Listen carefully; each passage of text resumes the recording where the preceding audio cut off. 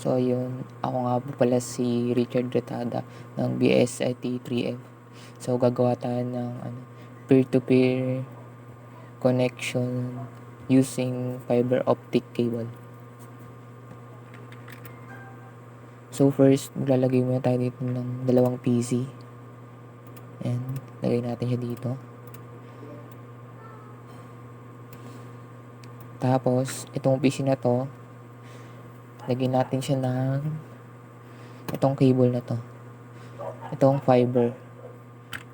Ito, focus natin. Ayan. Itong dilaw.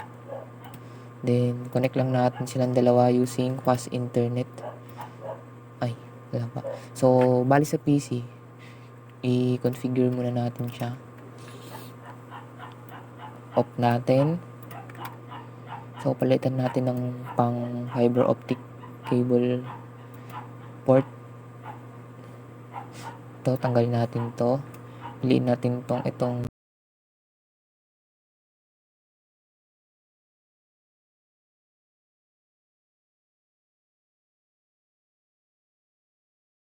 gawin natin dito.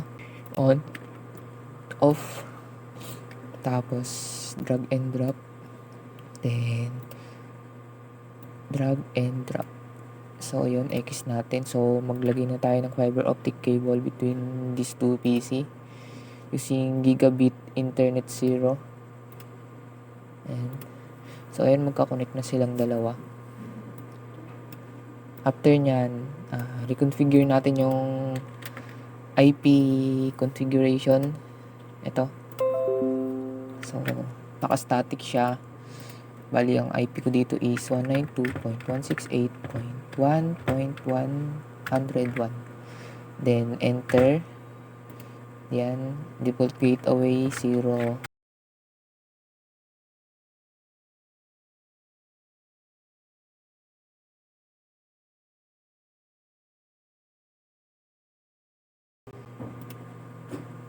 Then, exit natin. So, dito naman, ganun din gawin natin. Configure natin to. Ay, hindi pa pala na-on. On muna natin siya. So, ayan. Configure na rin yung IP. So, static and 192.168.1.102.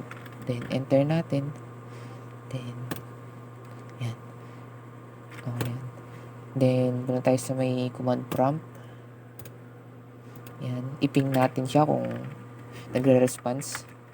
Ping yung IP nung kabilang PC, which is yung PC 0.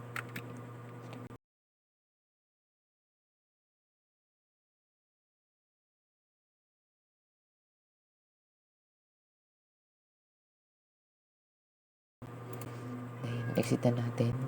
Then, try natin dito sa kabila kung ganun din. Magre-response din ba itong PC 1 natin. Command prompt.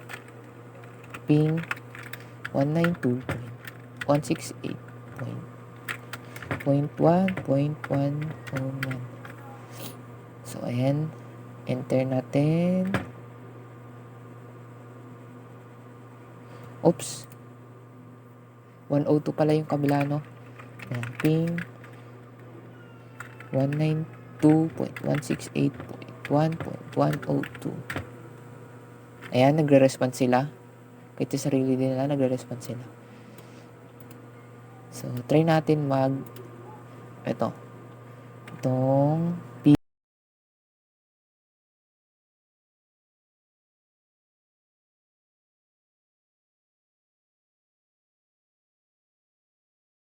dito, tas dito.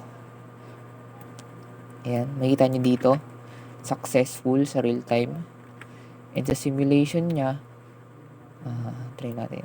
Ayan. So, ayan, play natin. Ayan, successful. Nag-check siya. Ayan, check. So, ayun lang. Maraming salamat.